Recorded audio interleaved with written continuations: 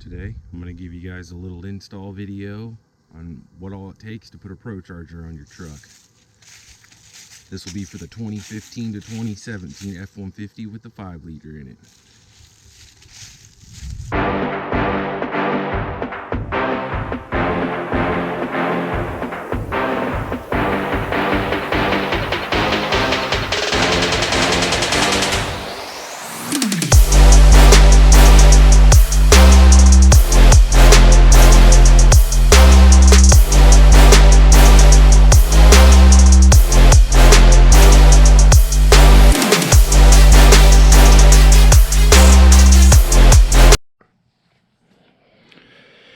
Well, if you ordered a Procharger, this is the big giant box you're going to get. It's pretty heavy, so you might need to give the delivery guy a hand to get it off his truck. And you're probably going to need a hand to get it into your shop. Once you get it and you open it up, it'll have almost everything you need to put a Procharger on your vehicle. There are a few extra little things you're going to need to get. For my truck, I did go ahead and get 3 extra jugs of Dex Cool antifreeze because you are going to have to drain your radiator. There's a few coolant hoses you're going to have to change. It's not that bad, but you are going to have to drain it. And you're also going to need a 5-gallon bucket. As far as tools, you're going to need a full-blown socket set. I'm talking quarter, 3/8, half-inch drive, all the sockets to go along with it. You are going to need a 1/2-inch impact. I mean, if you have one of the Milwaukee or DeWalt electric ones, that's probably going to do it, but I had to use an air impact. You're also going to need a friend. You're going to need a grinder with a cutoff wheel, and you are going to need a computer with internet. When the kit comes to you, they're going to give you the programmer with nothing on it. You will have to plug this into your truck, turn your truck on, and it'll give you a file. As you can see, no tune loaded. So what you'll do is you'll send that to Procharger through an email, and it's all in the book. They give you a nice big install book. I mean, it literally walks you through every single step, and we're going to go through some of those steps in the video. But you'll send that, and within 24 to 48 hours, they'll send you the tune for your vehicle. It works out great. It was super easy. Loved it. Couldn't have been happier. And again, with the packaging, I couldn't have been happier. Everything was packaged perfectly. I mean, like, everything had its own little place to fit in this box, but it will be full. And then we're going to start talking about the stuff you're going to remove. All right, so let's get into the actual install itself. Now, I did mine over 3 days, and so I just set up a schedule on how I wanted to do it. I'm sorry, 4 days. And then I just wanted to set up a schedule on how I'm going to do and what I'm going to get done each day. Now, keep in mind, I did this all by myself. So if you have a friend with you, you know, that's hanging out with you all weekend to come over and put it on, it won't be too bad. So first off is going to be, you know, day one is going to be nothing but taking stuff off the truck. And we're actually going to go out to the truck here. So this is the stock intake on the 5-liter. For the truck system. See, maybe if I can get it right here. When it would sit in the truck, it would have been something like this. This is what sits up right by the grill of the truck. When you come over, this is where your filter sits. These are the giant mufflers on it, and that right there is where it hooks in. All that's got to come off. There'll obviously be some PCV lines on there as well, but the book will literally give you step-by-step instructions. You are going to have to take out the grill of the truck because you got to get the intercooler in there. So this is still part of the removal. Again, my day one was all removed and stuff. All these little clips got to come out. This piece comes off. You're going to have to take this trim around the headlights out, which it's not hard. It's not that bad.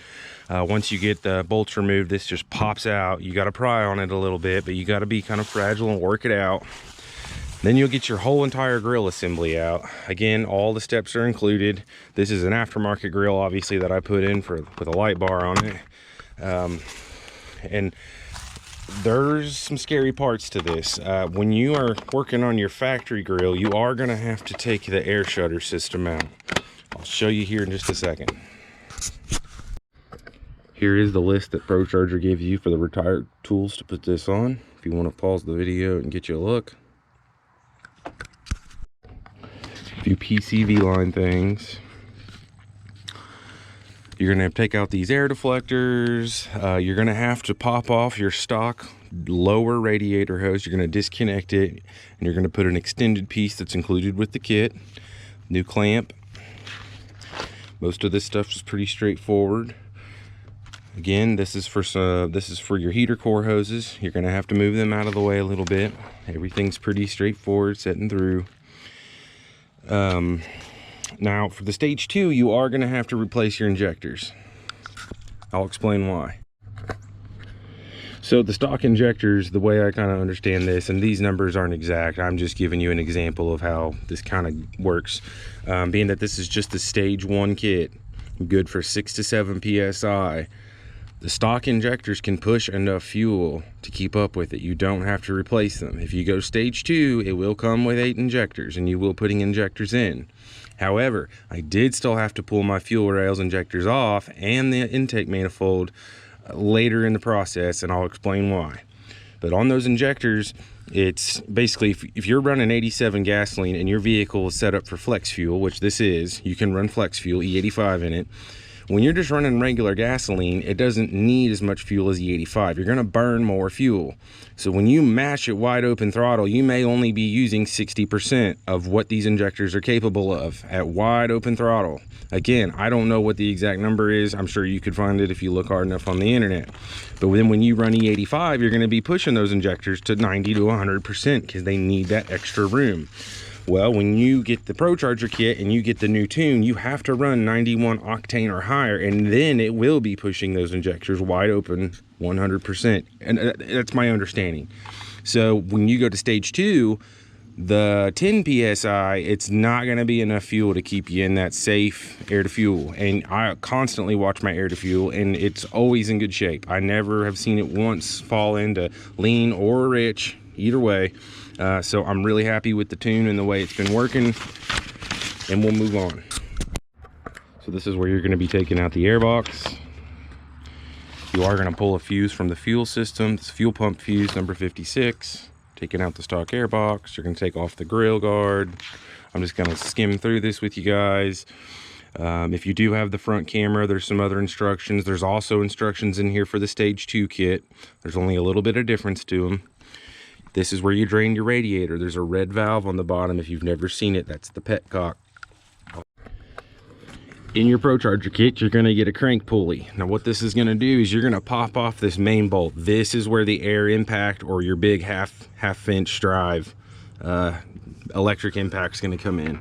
Because obviously if you put a bar on this and try to turn this crank pulley, you're just going to turn the whole motor over. And yes, I tried it because at the time I didn't have an air impact, but I went and borrowed one, and that's what ended up doing it. That new pulley is going to have these little cams on it that you got to get turned in the right direction, and then it'll come with a new longer bolt. So now you'll have a pulley on the outside of your main crank pulley, and I'll show you that on the actual truck now. Super easy to get to. So as you can see, this is the aftermarket pulley that sits on there with all those cam bolts and the new bolt in the middle. Now let's just say this. When I went to install that, my stock crank pulley didn't want to come out. I really wasn't a firm believer in this. I put some WD-40 on it. I waited 30 minutes. I tried again and it came right out.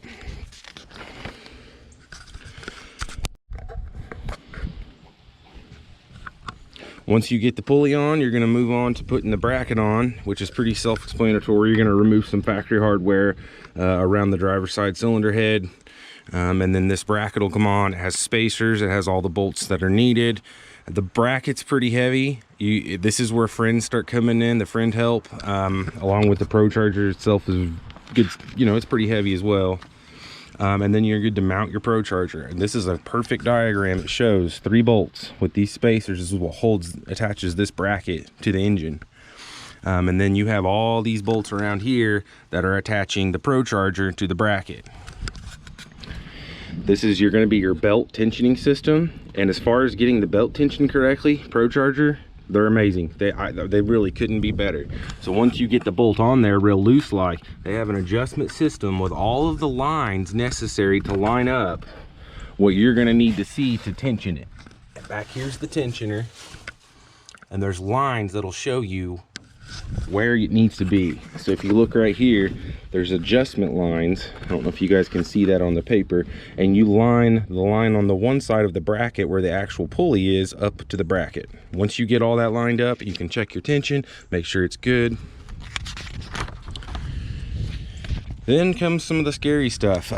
This is getting in behind the grill, because now you've got to be thinking about the moving your oil cooler.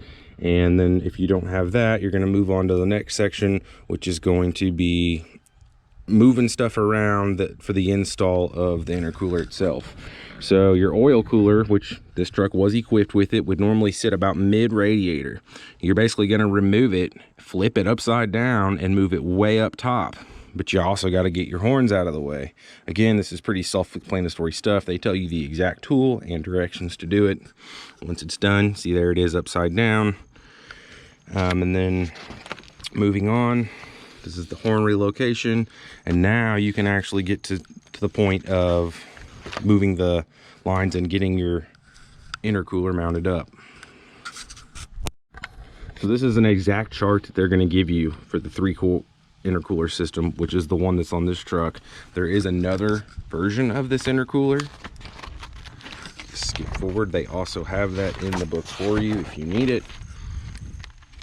This is the race intercooler style, but we don't have that. We have the 3-core style. For the intercooler portion of the install, it's pretty self-explanatory. However, you do need to make sure that you have the exact hose. I got these kind of flip-flopped and back and forth. If you follow the directions, it'll have the tube numbers on there. Now, it will make it a little bit more confusing because some of these are labeled like 2017 Camaro, but it's because a lot of the kits are going to use a lot of the same plumbing. So don't worry about what it's labeled. It'll have the number on it. It is for this kit. This probably, to be honest, took me several hours to get all this lined up and get it all right.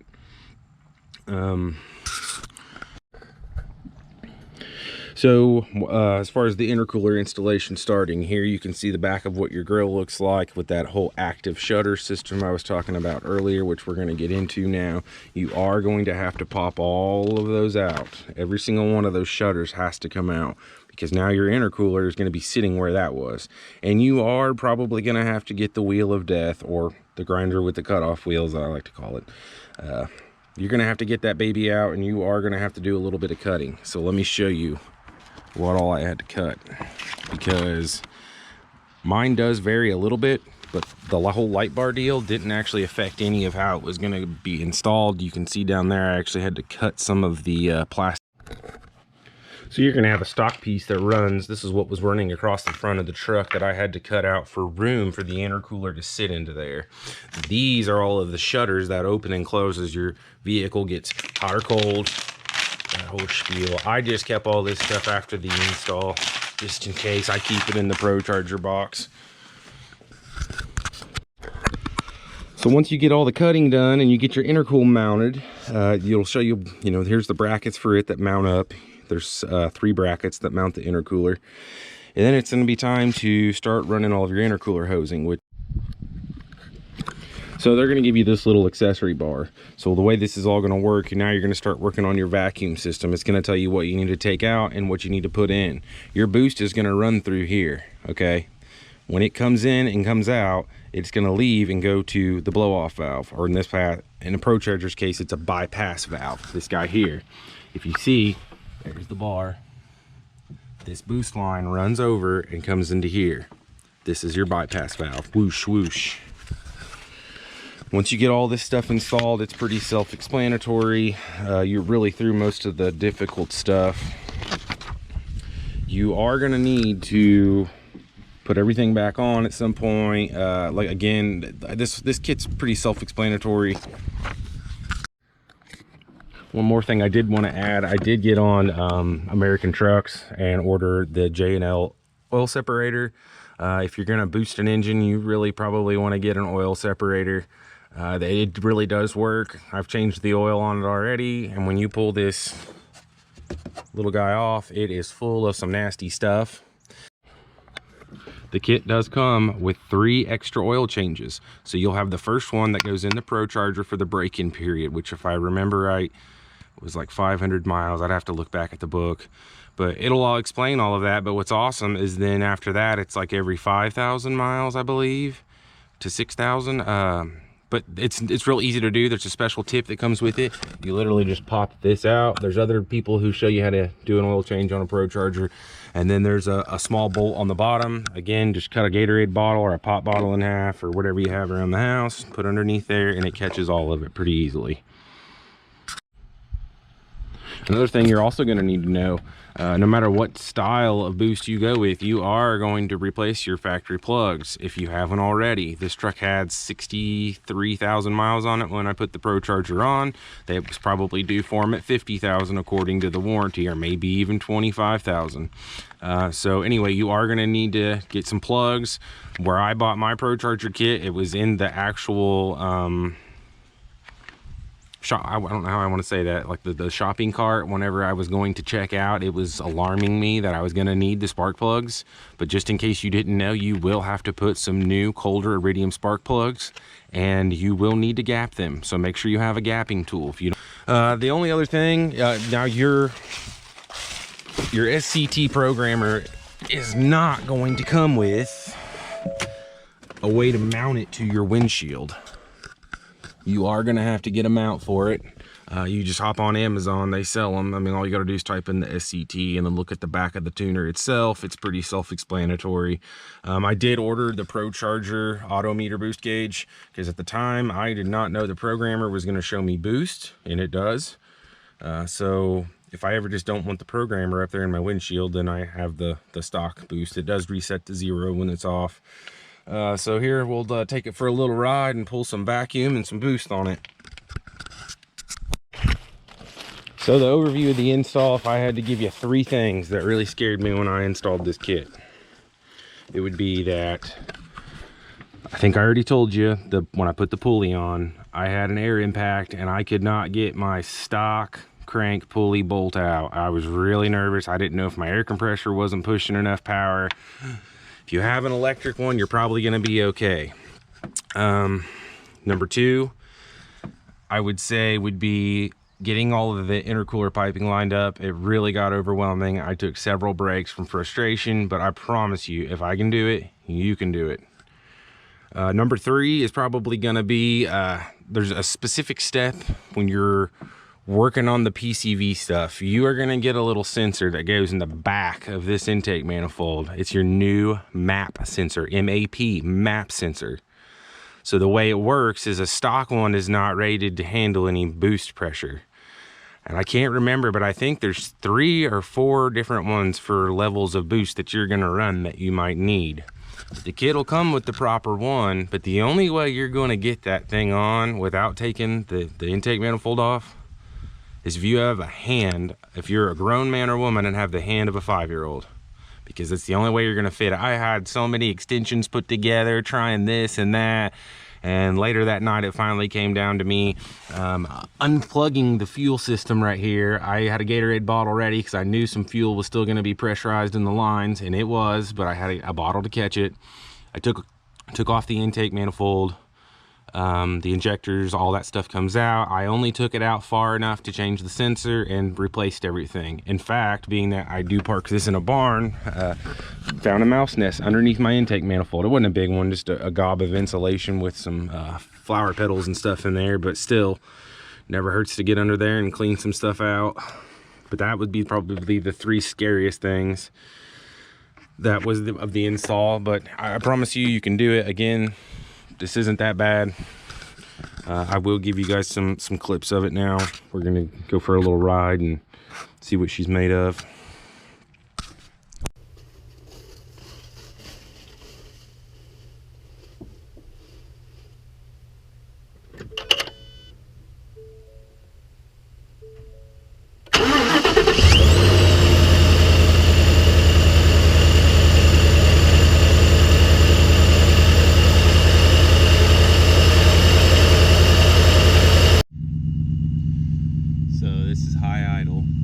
Choke's still on. The choke kicks off at 170 degrees.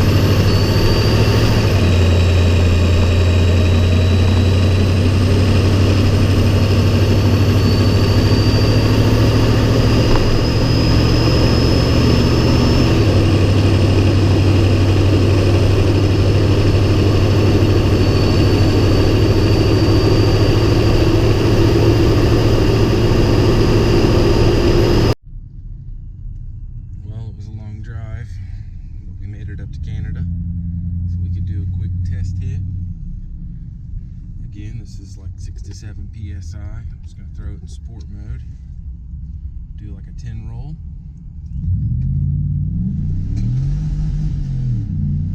All spinning.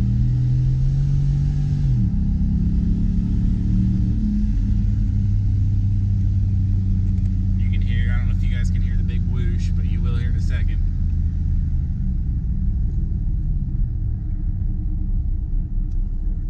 She picks up and goes to the market.